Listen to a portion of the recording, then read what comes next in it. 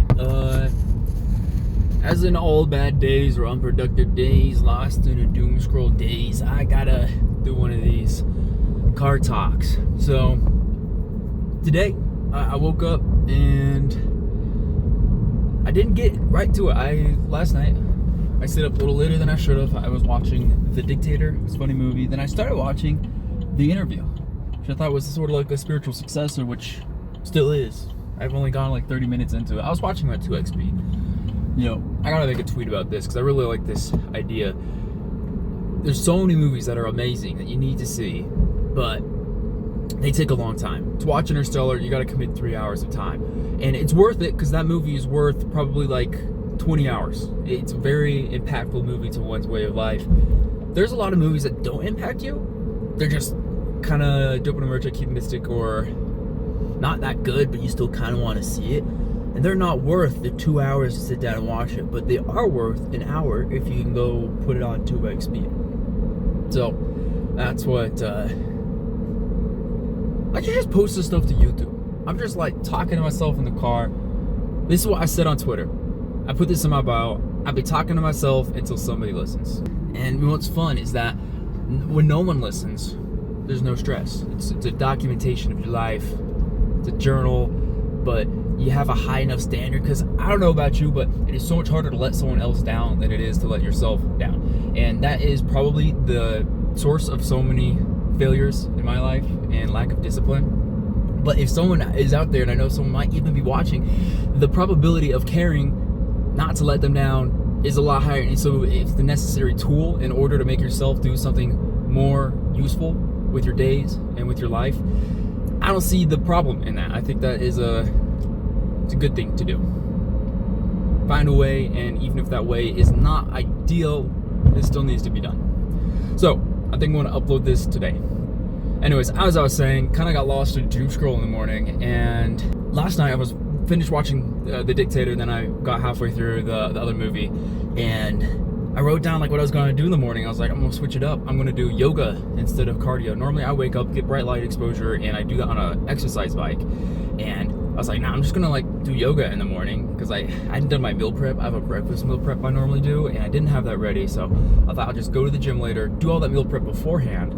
And because I was doing it before, I need a little more time before I eat anything. Because if you eat something, go right to the gym, it doesn't always go the best it could be going.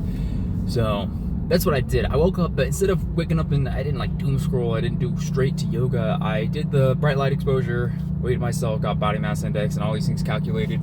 And then I went, and there was a video on YouTube. Low-key, I can't even remember what it was. I think it was a tech leak video talking about the new Steam Cube and the Steam goggles and stuff. And I was like, oh, I have to see this. This is important. Then there's another video about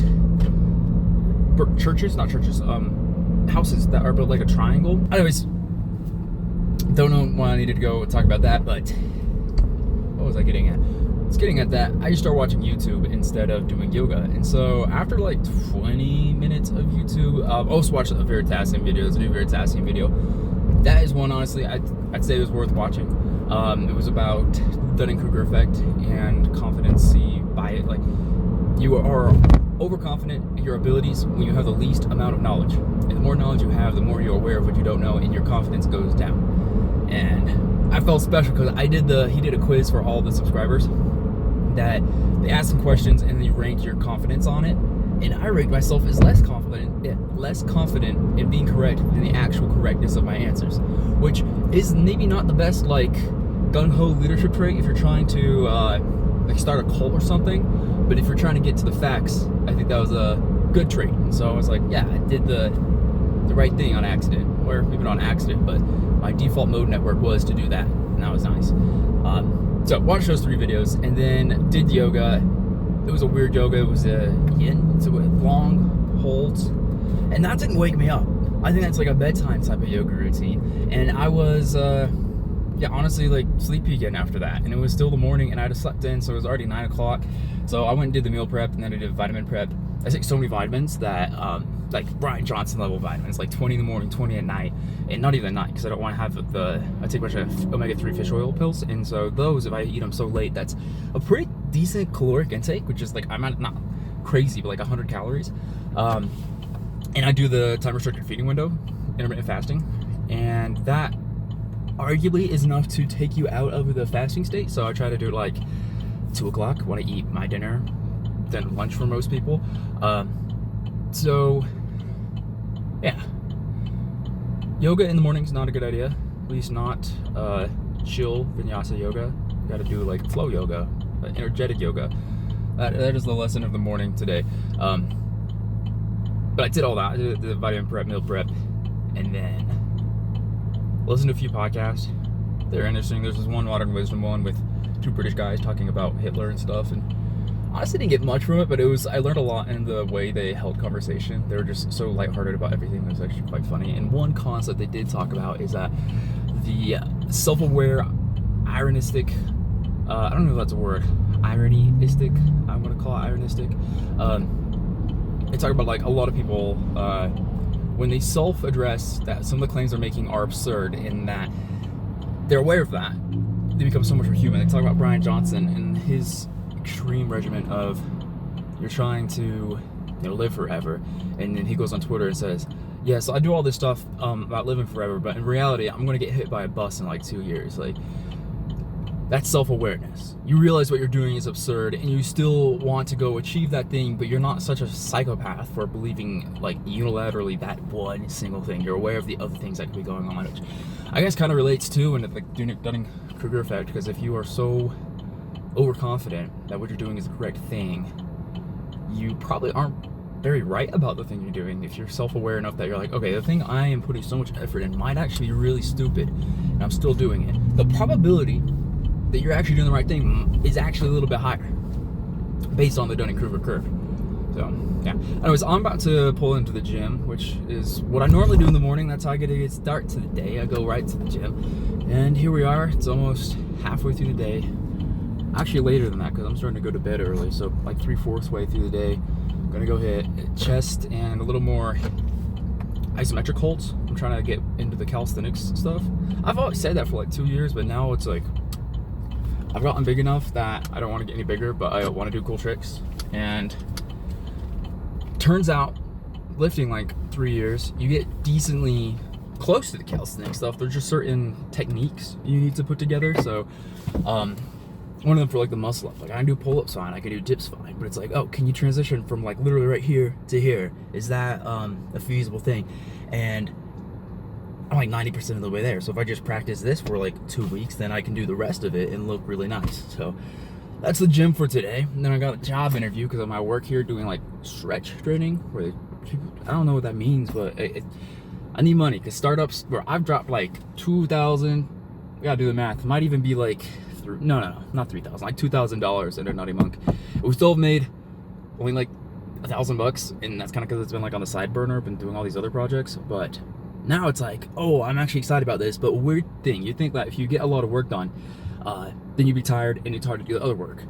I don't know if this is the way everyone works, but it's certainly the way I work. If I do like 4 hours of working and then I have like another 4 hours, and I could relax because I just work for 4 hours, my preference is actually just work 4 more hours. But if I work 0 hours and I do nothing for 4 hours, instead of being like, wow, I'm well rested, I'm gonna go work for 4 hours, it's like, no, I'm kind of like the lazy mindset. I've been lazy for the past 4 hours, so let's be lazy 4 more hours.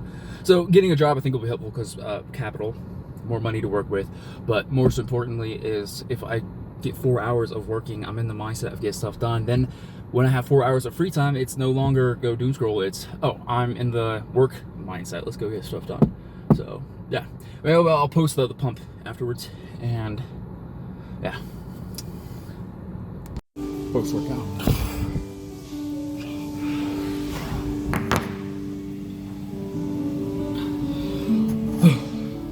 I did something weird. I did the ab crunch curl things, where you like set the thing and move forward like this. Maxed it out, and it started to look so easy. I did one hand, so I had a one hand here, tilt this way, and come like this. That was brutal.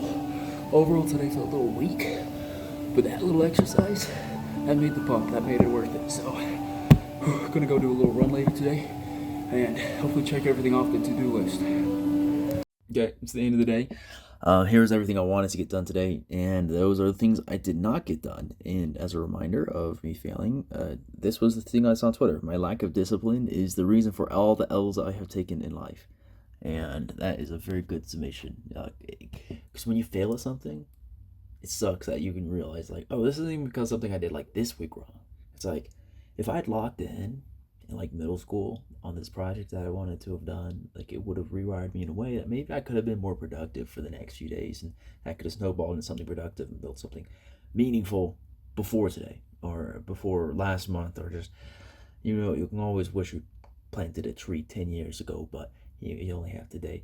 So today, I didn't even plant the tree I wanted to plant today. Not feeling very good about that. So definitely not like a net zero day, but I know I get done better. So yeah, actually things that did go well for today. I did the job interview. I think I talked about that a little bit, and they want me to go do the personal training stuff. But then I sat down to do some work on their laptop, and I got an email. The talent agency I tried signing with, they actually responded. Which, the way they do things, they say if they don't want you, they just ignore you, they ghost you. But they actually responded and they wanted a follow up. So I hope that actually goes somewhere. And then, yeah, that's honestly it. That was good for today. That's it for the video. I'm gonna go chop this up real quick and then upload it tonight. Goodbye.